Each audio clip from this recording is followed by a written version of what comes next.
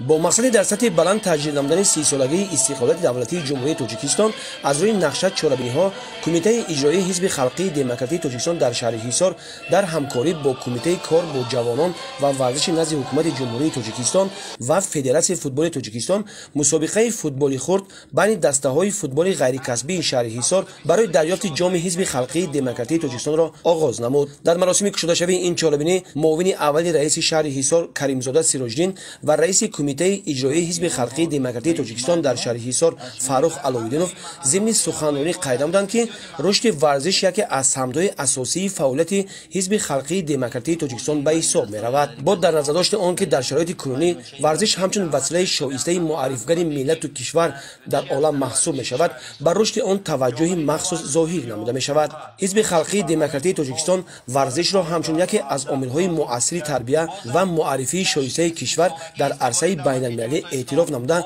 ورزشکاران را که با اشتراک فعالانه صاحب جایزه‌های المپیک و بین‌المللی می‌گردند دست گرفت و برای جلب سرمایه علاوه‌ای با مقصد بنیاد تالار و میدانچه‌های ورزشی تلاش می‌کند. این نقطه در برنامه پیش از انتخاباتی حزب نیز بر اعلی انعکاس یافته بود. حزب خلقی دموکراتیک تاجیکستان برای جوانان توسط عمومی‌گردانی ورزش، تبلیغ طرز حیاتی سالم، آماده نمودن ورزشکاران کسبی از جمله همه نوع‌های ورزش‌های المپیک از تمام امکانات‌های موجوده استفاده می‌برد و با جلب هرچی بیشتر جوانان به مسابقه‌های ورزشی دقت اولین درجه ظاهر می‌نماید. در این روند باید در ذهن و شعور نسل نورس و جوانان مملکت حس بلند ملی، احساس گرم خودشناسی و وطندوستی، اخلاق حمیده، احترام پدر و مادر و کلانسالان، صبر و تحمل، آموزش علم و دانش و کسب هنرهای معاصر، مهنت دوستی و رعایت ولایت قانون را تربیت نماییم تا آنها در آینده همچون فرزندان شایسته کار و پیکار نسل امروزه را ادامه بخشیده وطن عزیزمان را به جهانیان معرفی کرده توانند. باید تذکر داد که در مسابقه فوتبالی خرد برای دریافت جام حزب خلقی دموکراتیک تاجیکستان